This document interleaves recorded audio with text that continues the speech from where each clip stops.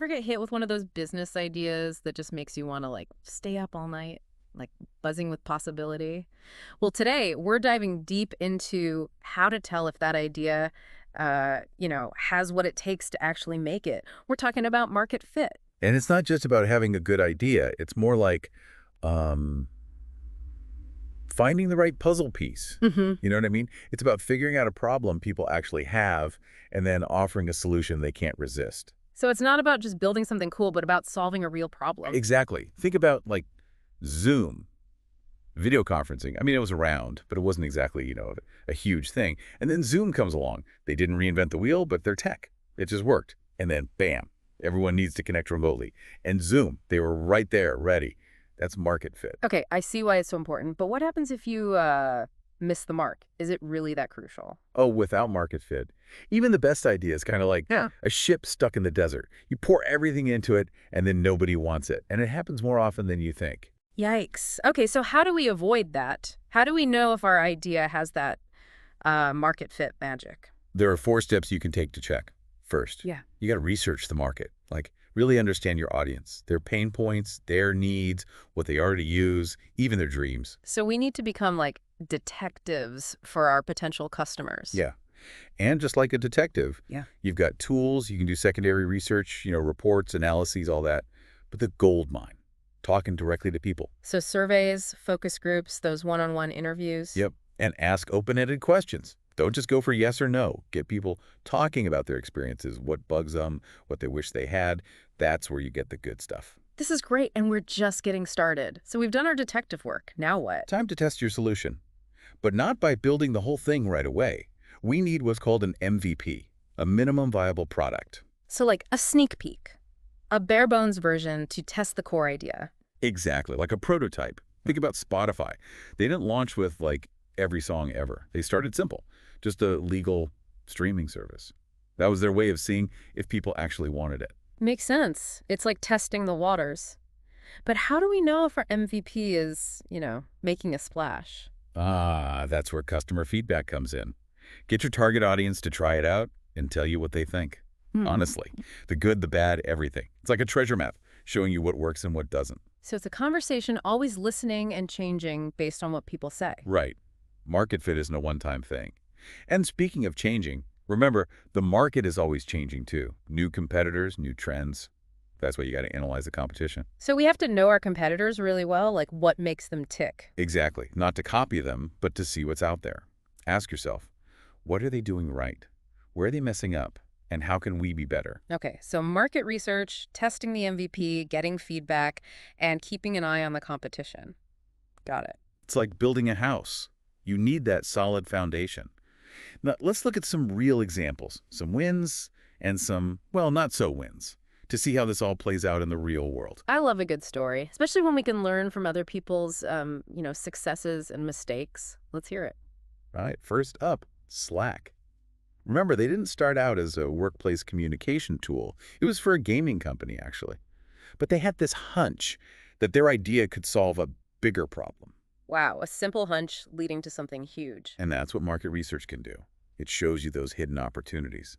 But knowing the need is just the beginning. You got to test that solution. And that's where the MVP comes in. It's all about focusing on the core value. Yeah, like testing the recipe before baking the whole cake. You Right. got to make sure those ingredients work together. This is making so much sense. I can see how these ideas apply to, any industry. That's the power of market fit. It's universal.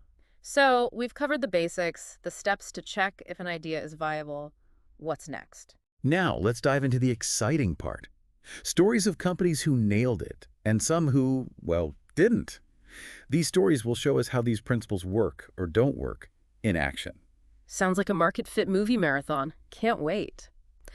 All right, so we're back on our market fit adventure. We've talked about, why validation is so important, but now let's get down to business. How do we actually do it? Where do we even start? Well, like we mentioned, there's market research. It's the foundation. But it's not just, Googling stuff. It's about really getting to know your audience. So we need to be like market anthropologists or something, immerse ourselves in their world. Exactly.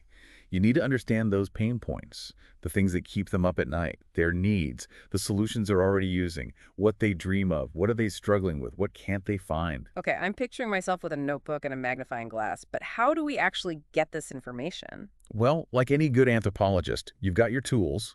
You can start with secondary research, reports, analyses, trends. That gives you the big picture. But talking directly to people is where it's at, right? Absolutely. That's primary research.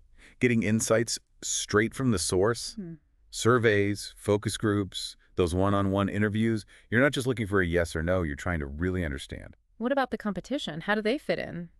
Competitive analysis. It's like scouting the other team. You need to know who you're up against, their strengths, weaknesses, everything. But it's not about copying. It's about knowing the landscape so you can stand out. So analyzing their products, their marketing, all that. Exactly. Look for gaps, places where they're missing the mark. Yeah. Where can you offer something unique, something better? This is starting to feel like a strategic game. Okay, so we've done our research. We understand our audience and the competition. Time to build, right? But we don't want to go all in just yet. Right.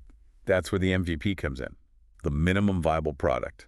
Think of it as a sneak peek, a bare-bones version of your product. So no fancy extras, just the essentials to see if people are interested. Yeah, exactly. Your goal is to test that core value proposition, that special thing you offer. It's not about making it perfect yet. Love that, like dipping your toes in the pool first. But say we build our MVP, it's out there, people are trying it. What then? Time to listen. Customer feedback, it's like gold. Get those early users talking. What do they love? What do they hate? What do they wish was different? This feedback will help you find that market fit. It's like a constant back and forth. Right. Got it. Market fit isn't a finish line. And remember, things change all the time. The market evolves, users' needs change. You got to be ready to adapt. This brings up a question. How do we get that feedback? What are the best ways? Oh, there are tons of ways. Surveys are great for getting a general feel, quantitative data. One-on-one interviews, you can really dig deep. Yeah. Usability testing, watching people use your product, that can uncover those hidden problems. It's like detective work, putting all the clues together. That's a great way to think about it. You got to be observant, read between the lines.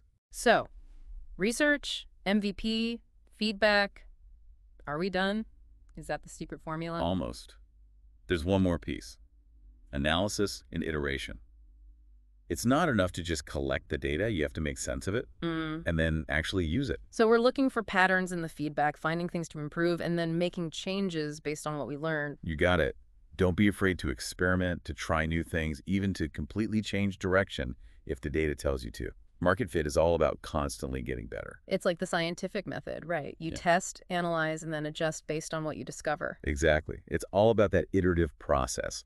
And to help us with that, there's some great tools and frameworks. Oh, tell me more. What kind of tools? Well, one popular one is the lean startup method. It's all about building, measuring, and learning super fast. You test your ideas early and often so you don't waste time. I love that focus on learning. Like we're always experimenting, always getting closer to the right answer. Exactly. And there's stuff like the value proposition canvas, which helps you explain your product's unique value really clearly. And the business model canvas, where you map out your whole business, see where you can improve. These tools sound really helpful, especially for, someone just starting out. It's like having a guide, right? Definitely. It's about using data to make decisions. We're not just collecting information for fun. We're using it to make our idea better. So data-driven, but also flexible. Absolutely. And as you make changes, keep going back to that market research and competitive analysis. Things are always evolving. New trends pop up. You got to stay on top of it. It's like a never-ending game, right? Always adapting, always one step ahead. That's a great way to look at it. Yeah. Market fit isn't a destination, it's a journey. And it takes work, understanding your audience. But when you get it right, it's worth it. Okay, so we've covered a lot in this part. Market research, the MVP, getting feedback, analyzing the competition, plus some cool tools to help us along the way. And we talked about how important it is to analyze and iterate, constantly refining your product based on the data. Now, in our final part, we'll wrap up with some key takeaways, practical tips, and some thought-provoking questions to help you apply all of this to your own ideas. Sounds like we're about to connect all the dots. I'm excited to see how we can use all this to actually bring ideas to life. Okay, so we're back for the final part of our market fit deep dive. We've talked about what it is, why it matters, and all those steps, but now let's break it all down. What are the key things to remember And what can you actually do right now to bring your business idea to life? You know, it's interesting. This whole process, it really comes down to a few key things. And the first one is, don't just build something because you think it's cool. Make sure it solves a real problem for real people. Be problem-centric, not product-centric, you know? It's a problem first, solution second. Exactly.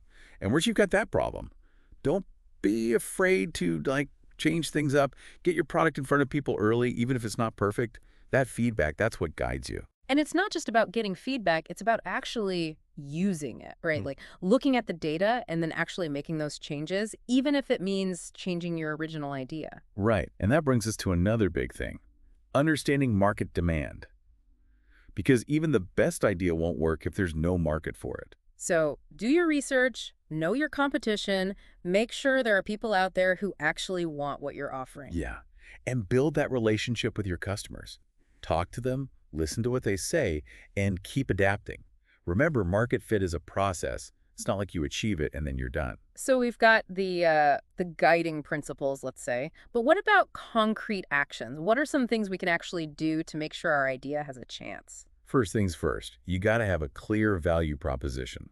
Like, what problem are you solving and why is your solution better than what's already out there? What makes you special? So like the perfect elevator pitch for our product. Exactly. Then start building that MVP. Keep it simple. Focus on that core value. Don't get lost in the details. And once you've got something to test, get it out there. Even if it's just a small group, any feedback is valuable at this stage. Right. And while you're getting that feedback, keep an eye on what your competitors are doing. What are they doing well? What are they missing?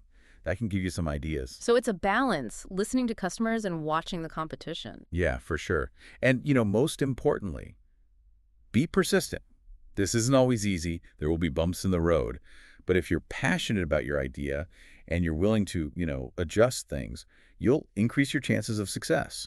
Sounds like finding market fit is a mix of like art and science. You need the data, but you also need that gut feeling and a lot of hard work. You got it. It's about embracing that process, listening to feedback, and refining your product until it really connects with people. Well, as we wrap up this deep dive, I want to leave you with a question. Think about a problem you see in the world, any problem. How could you use what we talked about today, those market fit principles, to create a solution that really makes a difference? That's a great question to think about. It challenges us to take all these ideas and apply them to real-world problems, to think outside the box, see what needs aren't being met, and come up with solutions. So there you have it, folks, our deep dive into market fit. We covered the basics, the why, the how, and hopefully gave you some tools to start your own journey. And remember, it's not about luck. It's a process. It's about validating your idea, testing, listening to your customers, and if you do it right, you can build something that people love that solves a real problem. Thanks for joining us. Until next time, keep exploring, keep innovating, and keep searching for that market fit magic.